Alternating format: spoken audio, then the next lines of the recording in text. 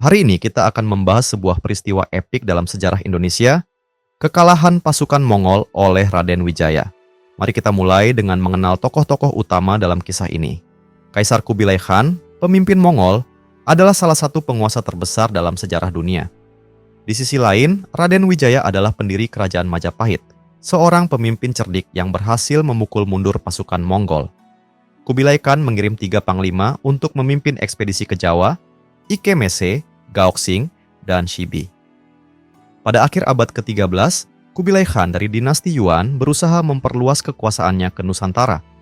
Ia mengirim ekspedisi militer besar ke Jawa sebagai bentuk balas dendam setelah Raja Kertanegara dari Singhasari mempermalukan utusannya dengan memotong telinga mereka.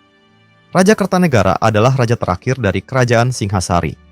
Ia dikenal sebagai penguasa yang ambisius dan berani menentang dominasi Mongol di Asia Tenggara. Ketika utusan Mongol datang untuk menuntut kesetiaan, Kertanegara memotong telinga mereka sebagai bentuk penghinaan. Ketika pasukan Mongol tiba di Jawa pada tahun 1293, Singhasari telah runtuh dan digantikan oleh kerajaan Majapahit yang baru didirikan oleh Raden Wijaya. Raden Wijaya memanfaatkan kekosongan kekuasaan ini untuk memperkuat posisinya. Raden Wijaya adalah seorang pemimpin yang cerdik dan strategis. Dengan dukungan dari para pengikut setianya, ia berhasil mengumpulkan kekuatan militer yang cukup untuk menantang Mongol. Pada tahun 1293, Raden Wijaya mendirikan kerajaan Majapahit setelah berhasil mengalahkan Jayakatwang dari Kediri. Raden Wijaya awalnya bersekutu dengan pasukan Mongol untuk menggulingkan Jayakatwang. Ia memanfaatkan kekuatan Mongol untuk mengalahkan musuh lokalnya, kemudian berbalik melawan mereka saat pasukan Mongol berada dalam posisi yang rentan.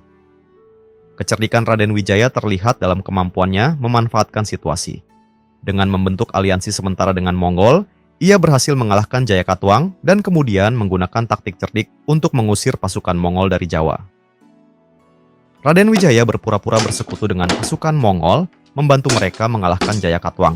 Namun, aliansi ini hanya bersifat sementara dan dimaksudkan untuk memanfaatkan kekuatan Mongol sebelum akhirnya berbalik melawan mereka. Setelah mengalahkan Jayakatwang, Raden Wijaya melancarkan serangan mendadak terhadap pasukan Mongol. Ketika pasukan Mongol sedang merayakan kemenangan mereka, Raden Wijaya dan pasukannya menyerang secara tiba-tiba, menyebabkan kekalahan besar bagi Mongol. Raden Wijaya memanfaatkan pengetahuan lokal tentang medan dan kondisi geografis Jawa. Ia menggunakan taktik gerilya untuk mengalahkan pasukan Mongol dalam pertempuran yang terpecah-pecah dan memanfaatkan keunggulan medan untuk menekan lawan. Raden Wijaya mengadopsi taktik gerilya, menyerang pasukan Mongol di tempat-tempat yang sulit diakses dan menyebabkan kebingungan di antara pasukan musuh. Taktik ini sangat efektif dalam mengurangi kekuatan dan moral pasukan Mongol. Pasukan Mongol tidak terbiasa dengan medan yang sulit dan iklim tropis di Jawa. Mereka juga tidak memiliki pengetahuan lokal yang cukup, sehingga sulit bagi mereka untuk menghadapi taktik gerilya yang digunakan oleh Raden Wijaya. Raden Wijaya tidak hanya melancarkan satu serangan mendadak. Ia terus menekan pasukan Mongol dengan serangan berkelanjutan, memanfaatkan setiap kesempatan untuk melemahkan kekuatan mereka hingga akhirnya memaksa mereka mundur. Setelah mengalami kekalahan berturut-turut dan kehilangan banyak prajurit, sisa-sisa pasukan Mongol yang tersisa memutuskan untuk mundur kembali ke Cina. Kekalahan ini menandai kegagalan upaya ekspansi Mongol di Asia Tenggara. Kemenangan ini memperkuat posisi Raden Wijaya sebagai pendiri kerajaan Majapahit. Keberhasilan mengalahkan Mongol tidak hanya meningkatkan statusnya, tetapi juga memberikan dasar yang kuat untuk perkembangan kerajaan yang besar. Dengan kemenangan ini, Raden Wijaya mendirikan kerajaan Majapahit pada tahun 1293. Kerajaan ini kemudian berkembang menjadi salah satu kerajaan terbesar dan paling berpengaruh di Asia Tenggara. Setelah memukul mundur pasukan Mongol, Majapahit mengalami perkembangan pesat.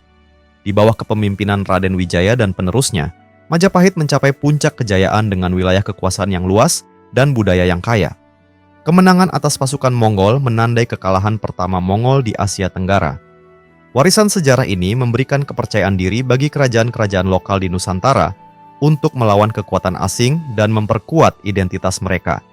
Pengaruh kemenangan Majapahit meluas ke seluruh Nusantara, mempersatukan berbagai kerajaan di bawah satu kekuasaan. Kejayaan ini juga menginspirasi generasi berikutnya untuk mempertahankan kemerdekaan dan kedaulatan mereka. Demikianlah kisah tentang bagaimana Raden Wijaya berhasil mengalahkan pasukan Mongol dan mendirikan kerajaan Majapahit.